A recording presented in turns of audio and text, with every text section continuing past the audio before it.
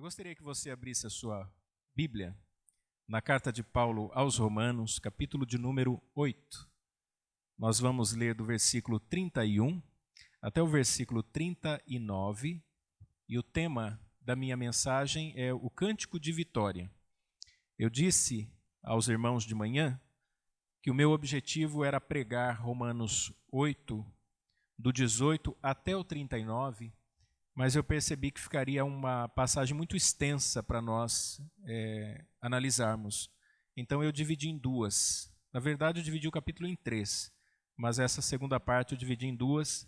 De manhã eu falei até o versículo 30 e agora a partir do versículo 31. Então, Romanos 8, 31, o Cântico de Vitória. Que diremos, pois, a estas coisas? Se Deus é por nós, quem será contra nós? Aquele que nem mesmo o seu próprio filho poupou, antes o entregou por todos nós, como nos não dará também com ele todas as coisas? Quem tentará acusação contra os escolhidos de Deus? É Deus quem os justifica. Quem os condenará? Pois é Cristo quem morreu, ou antes, quem ressuscitou dentre os mortos, o qual está à direita de Deus e também intercede por nós. Quem nos separará do amor de Cristo? A tribulação, ou a angústia, ou a perseguição, ou a fome, ou a nudez, ou o perigo, ou a espada? Como está escrito, por amor de ti somos entregues à morte todo dia. Fomos reputados como ovelhas para o matadouro. Mas em todas estas coisas somos mais do que vencedores por aquele que nos amou. Porque estou certo de que nem a morte, nem a vida, nem os anjos, nem os principados, nem as potestades, nem o presente, nem o porvir, nem a altura, nem a profundidade, nem alguma outra criatura poderá nos separar do amor de Deus que está em Jesus Cristo, nosso Senhor. Louvado seja Deus. Meus irmãos, o apóstolo Paulo tem ensinado desde o início da sua carta que todos os homens são pecadores. Eu já repeti isso dezenas de vezes. Todos os homens são pecadores. E ele falou que a razão é exatamente a queda de Adão. Adão pecou lá no Éden. E então Deus, na época de Moisés, deu a sua lei, ele deu o mandamento. E Paulo disse, olha, o mandamento de Deus é santo, é justo, é bom, mas por causa do nosso pecado, por causa da fraqueza da carne, a lei ficou enferma. Então, aquilo que me era para a vida, logo se tornou para a morte. Até o capítulo 7, Paulo discorreu esse assunto, ele abordou esse assunto. Falou do pecado, falou da lei, da necessidade do evangelho. E a partir do capítulo 8, pela primeira vez, Paulo então nos dá um título que é algo que enche o nosso coração de alegria. Paulo diz que nós somos filhos de Deus. É a primeira vez nessa carta que Paulo usa essa etimologia, essa expressão. Ele dá um título para nós. Nós somos os filhos de Deus. Glória a Deus por isso. E então Paulo começa no capítulo 8 falando sobre a ação do Espírito Santo, o ministério do Espírito Santo. O Espírito Santo atua na vida do cristão. E hoje de manhã eu falei sobre esse poder de intercessão do Espírito Santo. É aquele que nos conhece, que intercede por nós. Nós sequer oramos como convém, a gente não sabe orar como deveria, mas o Espírito Santo intercede por nós diante de Deus o Pai com gemidos inexprimíveis. Paulo diz que Deus, que examina os nossos corações, nos conhece, ele acolhe a intercessão do Espírito Santo. E depois de fazer então toda essa apresentação, mostrando que o Espírito Santo é o Espírito de adoção, que nós somos filhos de Deus, que não estamos sozinhos, que Deus nos ouve, que Deus nos acolhe, que Ele conforta o nosso coração, que nós podemos enfrentar lutas e dificuldades nessa vida, mas nós esperamos uma vida futura, que a criação está gemendo por causa do pecado, que nós também gememos, que a vida cristã é uma vida de sofrimento, de luta, de batalha. No entanto, Paulo agora vai dizer que absolutamente nada pode nos separar do amor de Deus. Não há nada que nos separe desse amor de Deus. A razão de Paulo fazer isso, escrevendo esse hino, é uma celebração em forma de hino, está baseado nos versículos finais, em 29 e 30, 28, 29 e 30, que nós lemos de manhã, falando que Deus nos conheceu de antemão, que por causa disso Deus nos elegeu, e por ter nos elegido em Cristo, Ele nos predestinou, e no tempo Ele nos chamou, nos justificou, e aí Paulo diz, Ele nos glorificou. Então, por essa razão, porque Deus nos amou, porque Deus nos elegeu e nos guardou na salvação que há em Cristo, Paulo então celebra a Deus com este hino, que é uma das passagens mais nobres e elevadas da sua carta. E o que é que nós vamos ver então nessa noite? Um hino de celebração que eu quero dividir em duas partes para a gente entender melhor. A primeira parte, meus irmãos, do versículo 31 ao versículo 34, Paulo vai nos relembrar que Deus é por nós e a razão disto é que Ele entregou o seu próprio Filho. Por que que Deus é a nosso favor? Paulo diz, porque Ele entregou o seu Filho. Quer uma prova maior e melhor do que essa? Como alguém que dá o seu Filho para salvar outro, não é a favor daquela pessoa. Então Paulo vai dizer isso, que ao entregar Cristo, Deus nos garantiu que tudo que nós precisamos para a obtenção da nossa salvação, para garantir a vida eterna, já foi feito. Quando? Quando Ele entregou Jesus Cristo para morrer em nosso lugar na cruz do Calvário. Como Paulo faz isso? Usando retórica, usando um monte de perguntas e respondendo. Paulo é muito habilidoso. Você já viu pessoas debatendo?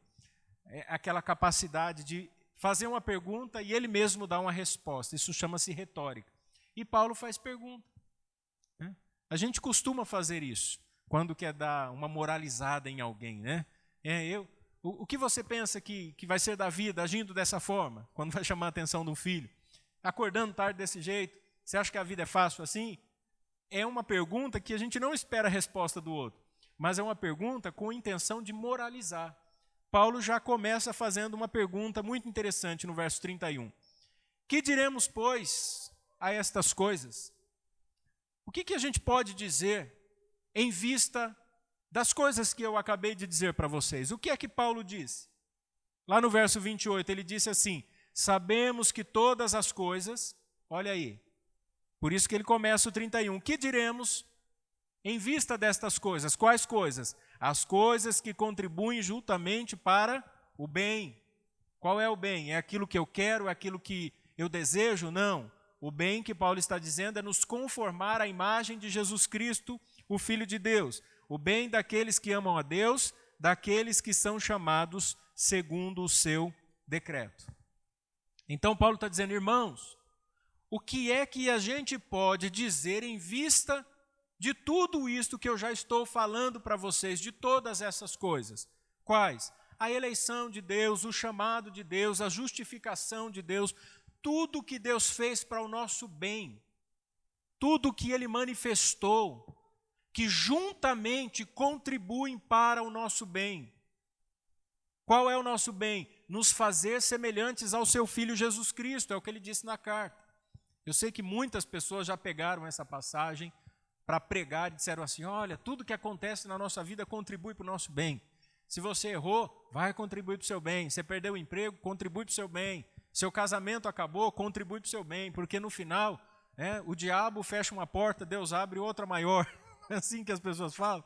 O diabo fecha uma janela, Deus abre uma porta. Parece que é uma luta na nossa vida. De um lado o diabo, do outro lado Deus, disputando uma queda de braço. Esquece isso, não existe. O diabo não é Deus. Só existe um Deus, o Senhor, Criador dos céus e da terra, Pai de nosso Senhor Jesus Cristo. Ele é o Deus soberano que rege a história da nossa vida. O diabo é uma criatura. Então, tudo que acontece aqui diz respeito ao plano eterno de Deus, a tudo aquilo que Deus determinou na eternidade e que no tempo aconteceu. Ele determinou enviar Jesus e Jesus foi enviado, nasceu da Virgem Maria. ele determinou que Jesus morresse na cruz. Jesus falou, é mister que isso se cumpra. Ele determinou que Judas traísse Jesus. Jesus falou assim, vai e faz aquilo a que você foi determinado a fazer. Judas se levantou da mesa da ceia e foi vender Jesus por 30 moedas de prata. Foi o preço da sua traição. Vejam, meus irmãos, tudo que Deus determinou contribui para o bem daqueles que são chamados segundo o propósito de Deus. Aí no verso 31 ele faz outra pergunta. Se Deus é por nós, quem será contra nós? Esse nós aqui são os crentes, são os filhos de Deus, são aqueles a quem Paulo já vem mencionando.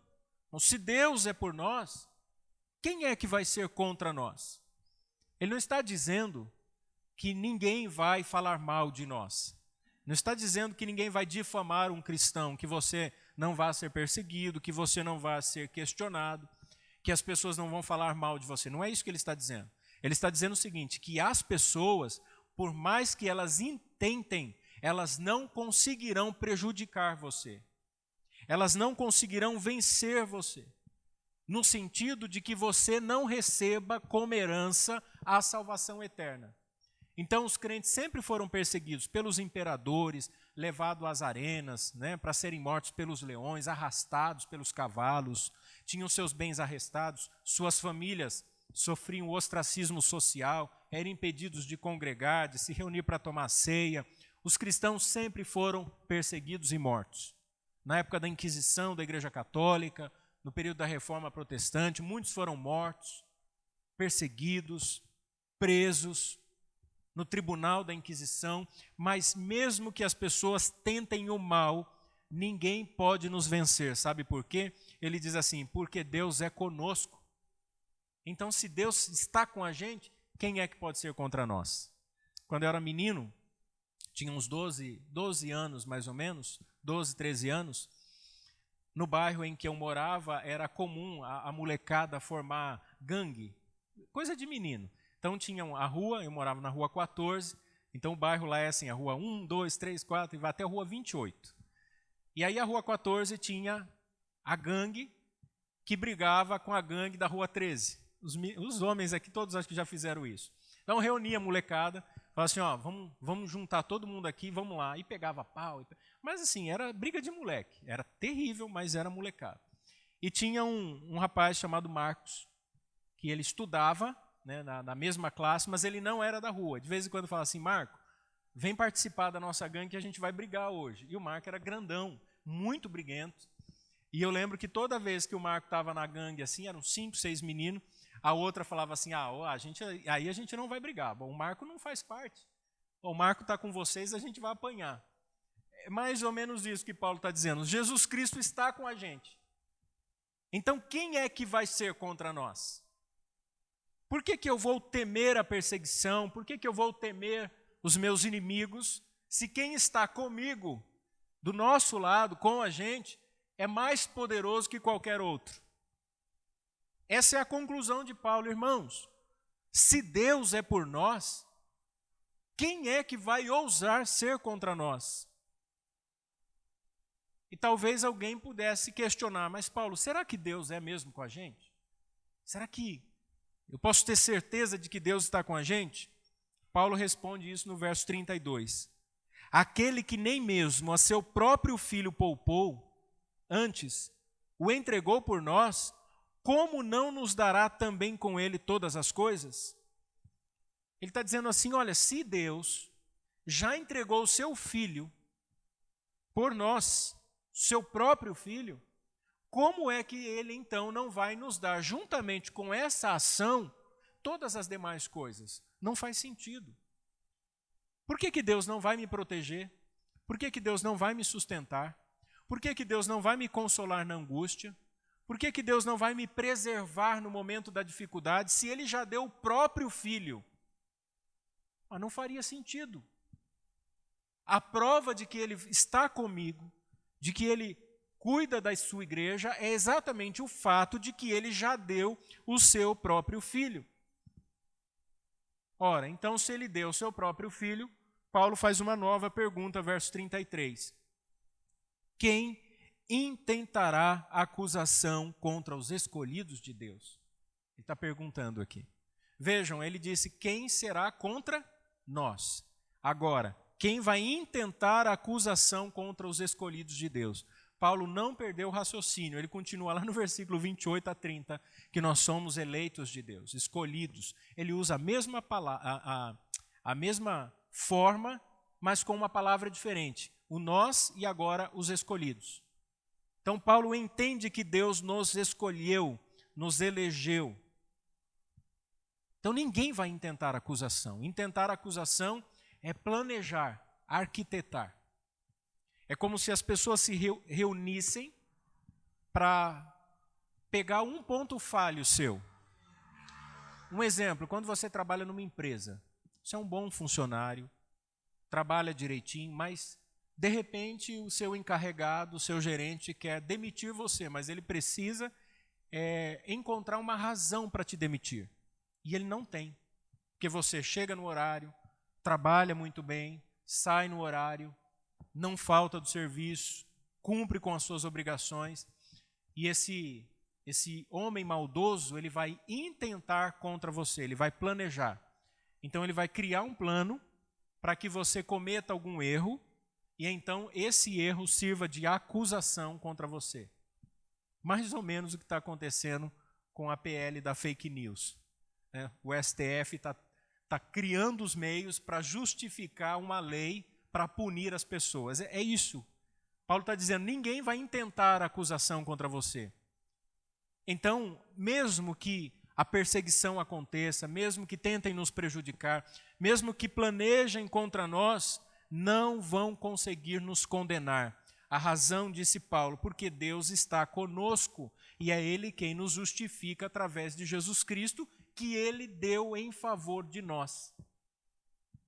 Então, ainda que o diabo diga assim, mas você pecou, você agiu errado, a resposta de Paulo é, Jesus Cristo me justificou. Eu não sou salvo pelo que eu faço, logo não há condenação contra mim. Por isso que ele vai dizer, somos mais do que vencedores. Não há acusação. Às vezes a gente fica triste, fica desanimado porque acontece alguma coisa na trajetória da nossa vida. Todos nós passamos por isso. Tem dia que amanhece cinza mesmo, nublado, né? Esses dias mesmo eu falei para a Patrícia, a sensação de que o dia foi feito só para você refletir, sabe? Você já acorda para baixo. Você fica pensando e você lembra das coisas que você fez, fala, puxa, eu não deveria ter falado assim, não deveria ter agido assim. Tem dia que você acorda, dá pá virada, briga com todo mundo. Isso acontece, faz parte da nossa trajetória, mas absolutamente nada pode ser intentado contra nós, porque a justiça de Jesus Cristo está em nós. É isso que Paulo está dizendo. E aí no 34 ele faz mais uma pergunta. Quem os condenará? Não que nós não fôssemos dignos de condenação, nós éramos. Mas agora a pena que nós merecíamos já foi cumprida.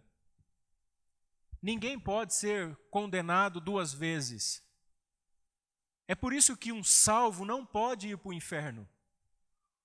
Que as pessoas têm dificuldade de entender da suficiência da obra da redenção, é que quando Jesus morreu na cruz, ele morreu para que eu fosse salvo. Logo, se eu for para o inferno, anula a obra da cruz.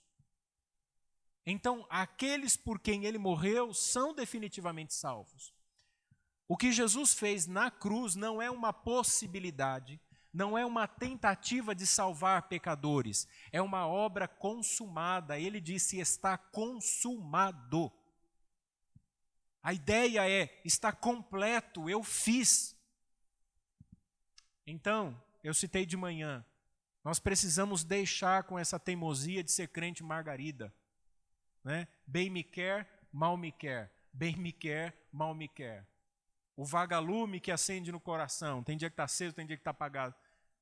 Nós somos amados por Deus e salvos em Cristo Jesus. Isso chama-se segurança eterna da salvação. É isso que nos mantém como crentes saudáveis. A minha salvação está fundamentada nas obras expiatórias de Jesus Cristo. Então isso aqui não move. Isso aqui é um direito conquistado, é uma cláusula pétrea, né? Como tem na Constituição. Isso aqui não se discute. Você pode falar que eu peco de vez em quando, você pode falar que eu piso na bola de vez em quando, que eu erro mesmo, não tem problema. Eu me arrependo dos meus pecados, eu peço perdão a Deus, mas não fala que eu perdi minha salvação, porque a minha salvação não depende de mim. E eu como que eu recebo isso? Pela fé. Pela fé. Graças a Deus. Porque se a salvação dependesse de obras, como um pastor uma vez me disse, não, para ser salvo tem que falar, eu aceito a Jesus Cristo.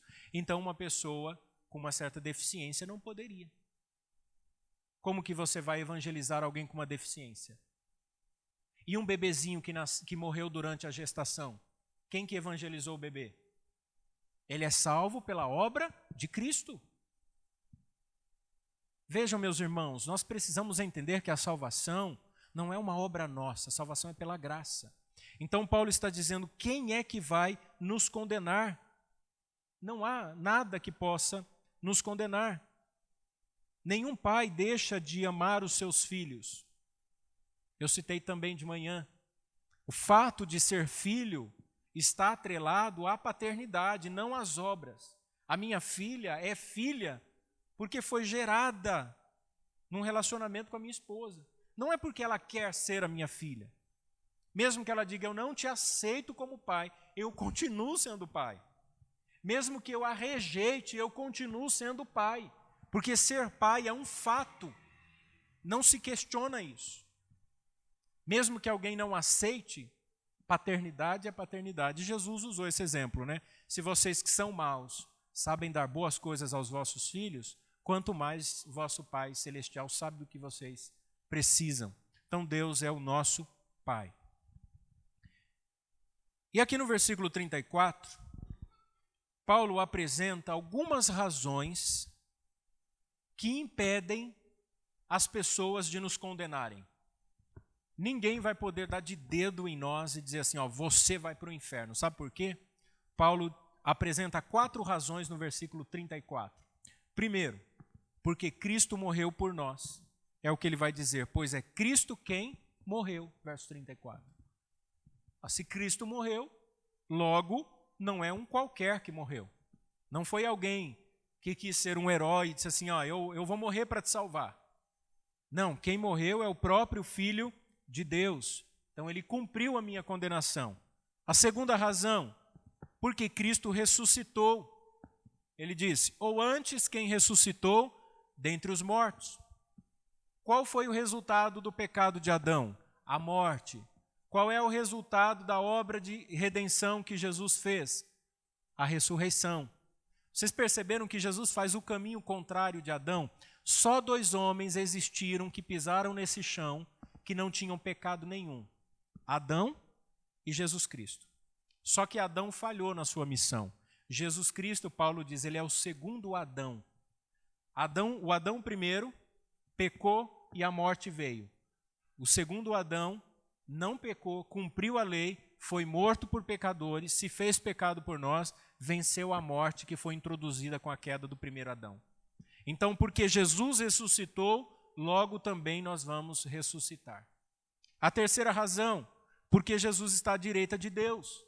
Ele diz, o qual está à direita de Deus. Olha quanta informação num único versículo.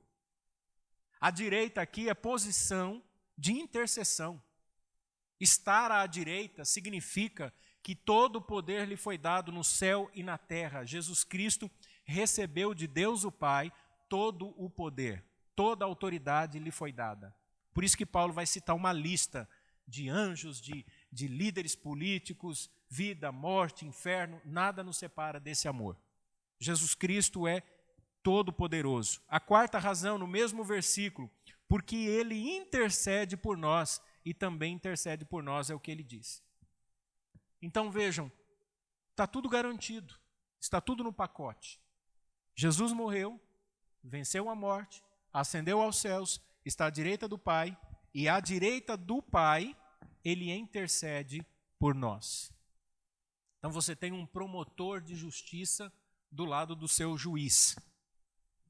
Você tem acesso ao supremo juiz, porque o que promove a justiça, ele te defende, ele diz assim, olha, o fulano está justificado dos pecados, porque eu morri por ele na cruz. Então, não temam, não tenham medo. Para isso aqui, irmãos, ficar mais claro, eu gostaria que você abrisse a sua Bíblia, por gentileza. Abra a sua Bíblia no Evangelho de João, no capítulo de número 17. Nós vamos ler o capítulo 17, e a palavra de Deus, ela vai falar por si mesma. Para que você não pense assim, o pastor Luiz está falando aquilo que ele acha, a instrução que ele recebeu do seminário que ele fez, né, ou a sua posição teológica. Nós vamos ler e você, com o coração disposto a ouvir a voz de Deus, você vai meditar na oração de ninguém menos do que o Senhor Jesus. Quem fez essa oração foi Jesus Cristo. Ouça o que Jesus disse. Capítulo 17. Jesus falou assim, e levantando seus olhos ao céu, disse, Pai, é chegada a hora. Glorifica a teu filho, para que também o teu filho te glorifique.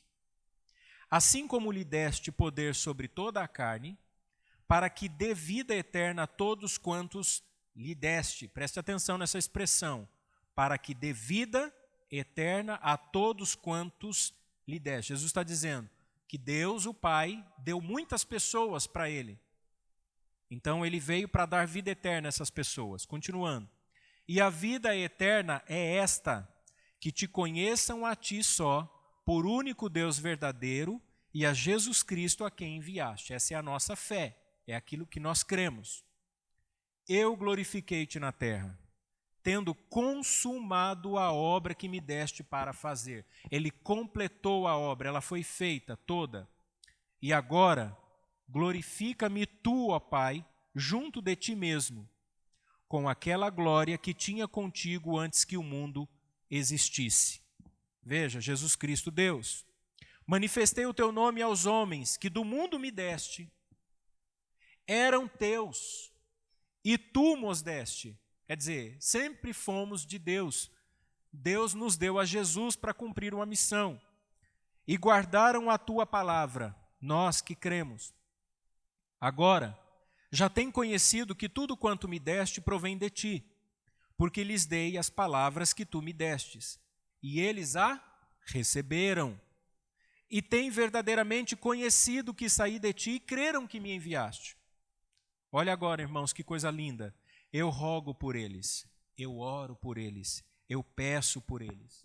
Eu não rogo pelo mundo, eu não rogo por todos os homens, mas por aqueles que me destes, porque eles é que são teus. E todas as minhas coisas são tuas, e as tuas coisas são minhas, e neles eu sou glorificado. Eu já não estou mais no mundo, mas eles estão no mundo, e eu vou para ti. Pai Santo, guarda em teu nome aqueles que me deste, para que sejam um, assim como nós. Estando eu com eles no mundo, guardava-os em teu nome. Tenho guardado aqueles que tu me deste, e olha só, irmãos, prestem atenção, e nenhum deles se perdeu, senão filho da perdição, Judas Iscariotes, para que a Escritura se cumprisse. Olha os decretos de Deus. Mas agora vou para ti e digo isto no mundo, para que tenham a minha alegria completa em si mesmos. Dê-lhes a tua palavra, e o mundo os odiou, porque eles não são do mundo, assim como eu não sou do mundo. Não peço que os tires do mundo, mas que os livre do mal. Não são do mundo como eu do mundo não sou. Santifica-os na tua verdade, a tua palavra é a verdade. Assim como tu me enviaste ao mundo, também eu os enviei ao mundo, e por eles me santifico a mim mesmo, para que também eles sejam santificados na verdade. Olha agora, Jesus vai orar por mim e por você. Eu não oro somente por estes, mas também por aqueles que pela tua palavra hão de crer em mim, para que todos sejam um como tu, ó Pai, o és em mim e eu em ti. Que também eles sejam um em nós, para que o mundo creia que tu me enviaste. Eu dei-lhes a glória que a mim me deste, para que sejam um como nós somos um. Eu neles e tu em mim, para que eles sejam perfeitos em unidade. E para que o mundo conheça que tu me enviaste a mim e que os tens amado a eles como me tens amado a mim. Pai, aqueles que me destes, quero que, olha a igreja, onde eu estiver, também eles estejam comigo, para que vejam a minha glória que me deste, porque tu me amaste antes da fundação do mundo. Olha a certeza da nossa salvação. Jesus pediu ao Pai que nós estejamos com Ele para vermos a sua glória. Pai justo, o mundo não te conheceu, mas eu te conheci, e estes conheceram que tu me enviaste a mim, e eu lhes fiz conhecer o teu nome, e lhe farei conhecer mais, para que o amor com que me tens amado esteja neles, e eu neles esteja. Está aí. Mais claro do que isso, impossível. E aqui eu vou falar da segunda parte. Paulo então celebra o amor de Deus em Cristo, versículo 35 ao 39. É esse amor de Deus em Jesus Cristo que agora Paulo vai celebrar. Veja o verso 35. Quem nos separará do amor de Cristo? Impossível. Se esse amor é imutável, nada pode nos separar do seu amor. Paulo então faz uma lista aqui, para que você leia e para que você entenda que nada vai te separar do amor de Deus que está em Cristo. Primeiro item da lista de Paulo, tribulação, tormento, sofrimento. Ele diz, não, essas coisas não vão nos separar do amor de Deus. Posso passar lutas e tribulações nessa vida, mas elas não vão me separar do amor de Deus. É por isso que tem crente que chora, senta no chão e as lágrimas escorrem pelo rosto. E às vezes não tem força, mas ele continua porque ele não deixa de crer. É maior do que ele. A fé que Deus põe em seu coração. Angústia será um estado de ansiedade, de inquietação. Paulo diz, não, isso também não vai nos separar do amor de Deus. Às vezes, diante de uma notícia triste, nós ficamos angustiados. Angústia é aquela sensação que dá um nó na garganta. Isso pode acontecer por um erro, um pecado em particular, um diagnóstico, uma tragédia na família. Aquela, sabe, aquela angústia que vai subindo e você sente que você vai chorar, você vai berrar. Uma angústia muito profunda. Paulo diz, também não vai nos separar do amor de Deus que está em Cristo. Talvez a perseguição, a intolerância, não, também não vai nos separar. Se o mundo pensa que porque estão perseguindo os cristãos, eles vão nos parar, vão fazer com que a igreja desanime, eles estão muito enganados, porque isso não pode nos separar do amor de Deus. Será a fome? Será a carência alimentar? Será que é a falta de pão na mesa? Será que é porque eu não tenho coisas boas para comer?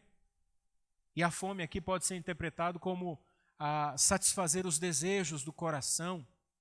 Nós temos fome por muitas coisas.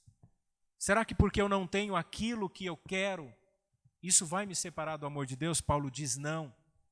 Será que a nudez, escassez total, pobreza, miséria? Será que se eu perder tudo, igual Jó, né, ficar lá doente no monte de cinzas, raspando as feridas com um pedaço de caco, será que isso vai me separar do amor de Deus? Não. Paulo intensifica. Será a espada? Será que se alguém falar assim, eu vou matar você, será que isso vai me separar? Isso aqui era comum no Império Romano. Hoje é difícil, né? Mas tem cristãos que estão sendo perseguidos em países islâmicos, fundamentalistas, países comunistas. Será que a morte, a espada vai nos separar? Paulo diz também, não. Nada vai nos separar do amor de Deus. Por quê? Verso 36. Porque como está escrito, aonde está escrito? Salmo 44, verso 22. Por amor de ti, somos entregues à morte todo dia, fomos reputados, ou seja, considerados como ovelhas para o matadouro. Paulo disse assim, citando o Salmo 44. Nós, os crentes, somos ovelhas marcadas para morrer. Você é uma ovelha marcada para morrer. É por isso que a gente sofre. Esse mundo nos persegue. Porque nós somos ovelhas marcadas para o matadouro. Antigamente, quando a minha mãe era viva, eles tinham um costume, meu pai comprava ovelha para fazer buchada. Só que, ao invés de matar lá a ovelha, lá no aprisco, quando ele comprou e já trazer ela morta, ele trazia a ovelha viva. E o resultado é que a gente se apegava com a ovelha. Ficava 2, 3 dias e era uma diversão, porque a gente brincava com a ovelha, mas no coração a gente já sabia que aquela ovelha estava marcada para morrer. Ela não ia virar o animal de estimação da família. Era uma graça.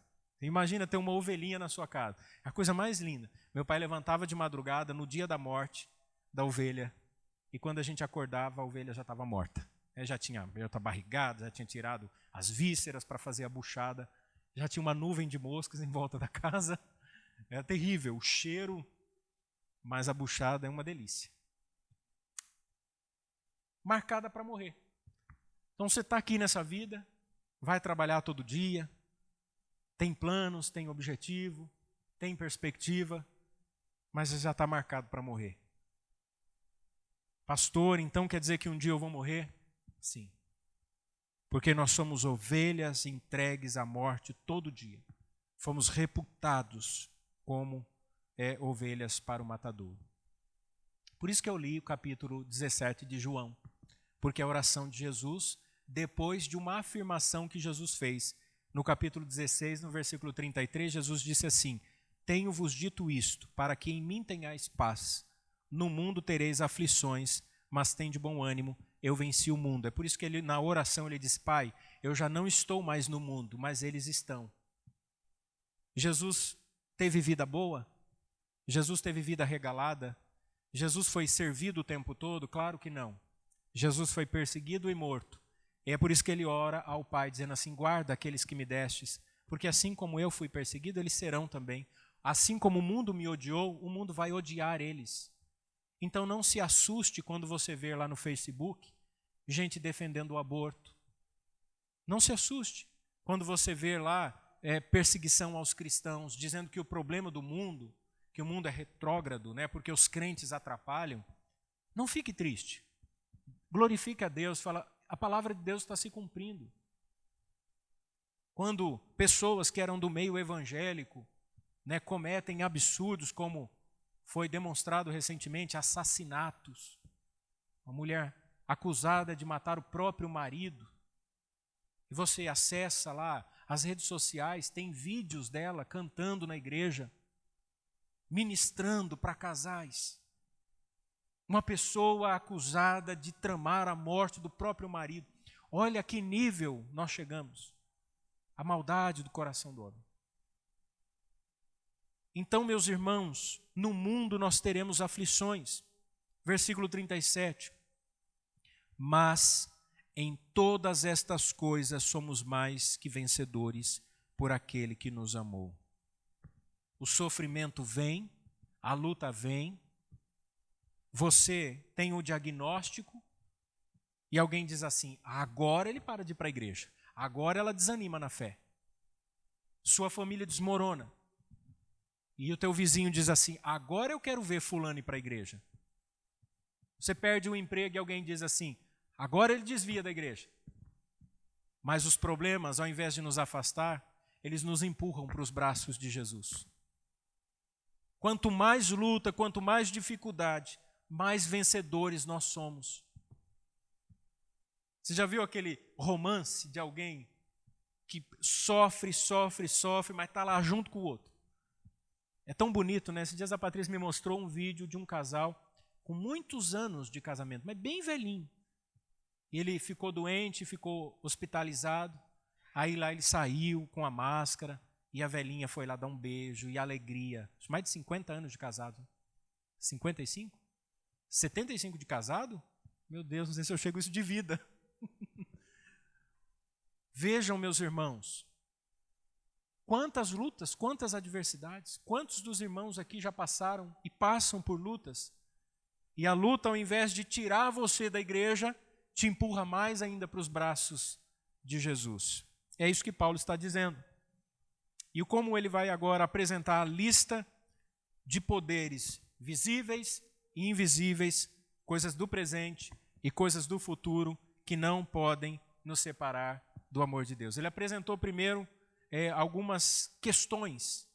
Agora, ele apresenta para nós uma lista, até mesmo de coisas que são invisíveis. Veja o que ele diz, verso 38 ao 39. Nem a morte, nem a vida. Ou seja, nem se formos levados ao martírio, para cortar a nossa cabeça, nem se Deus nos der uma vida regalada, dinheiro no bolso, nada disso vai nos separar do amor de Deus. Nem a pobreza, nem a riqueza. Nada nos tira de diante do Senhor. Nem as coisas invisíveis, olha, nem os anjos, nem os principados, nem potestades.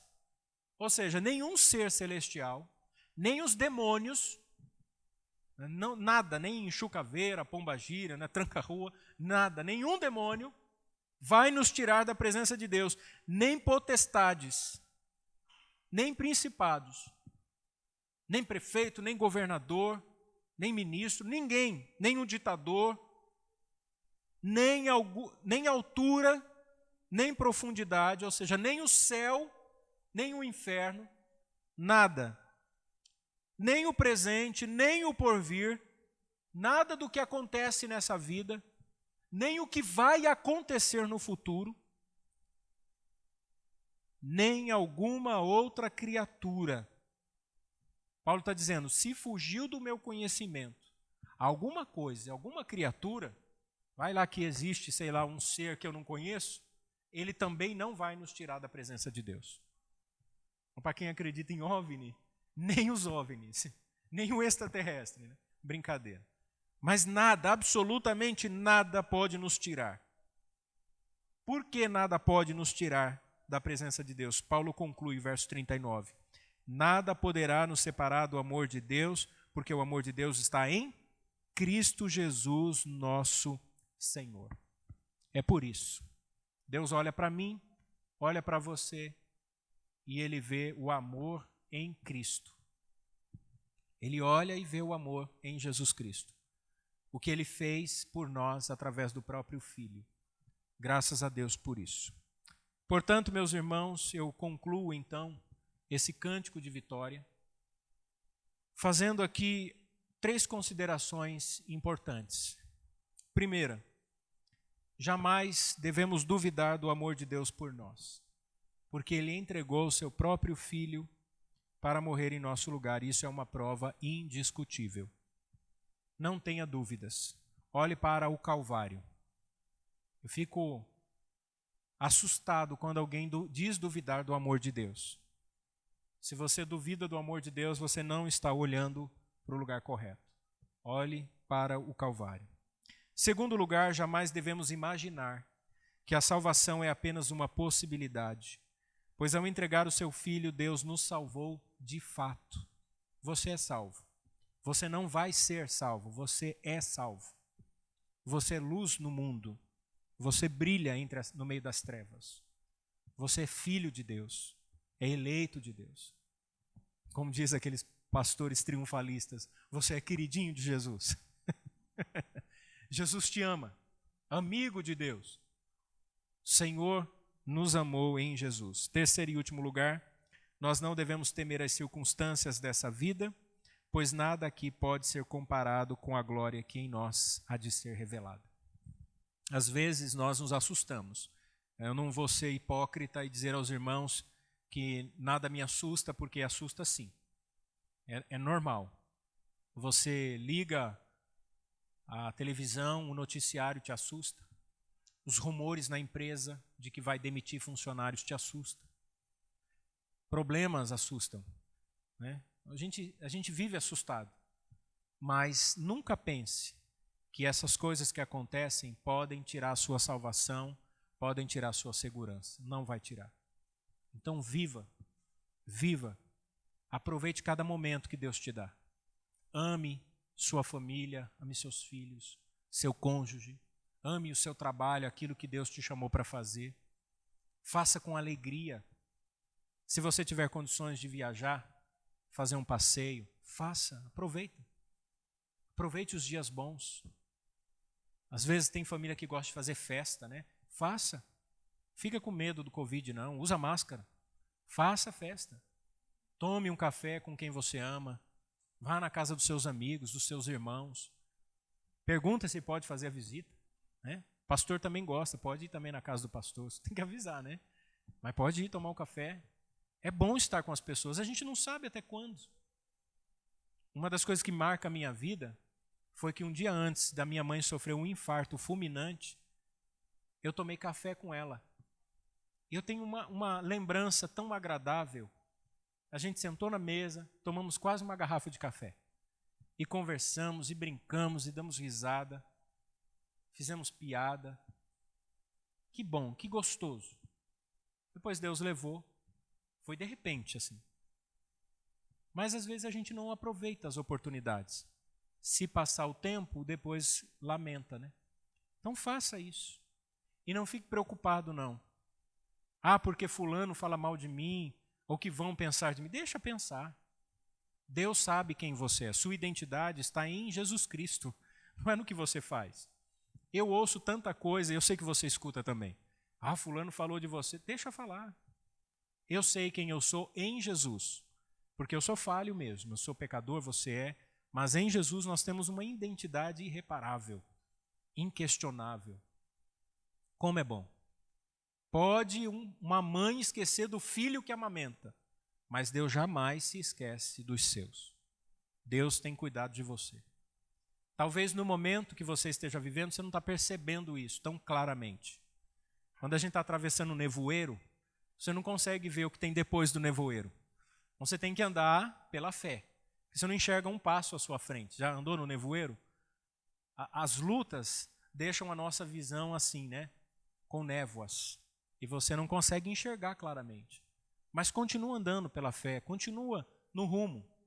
Quando a névoa se dissipar, quando tudo isso passar, você vai cantar o hino da vitória, como diz a Cassiane. Hoje eu estou demais, né? Lembrando, né?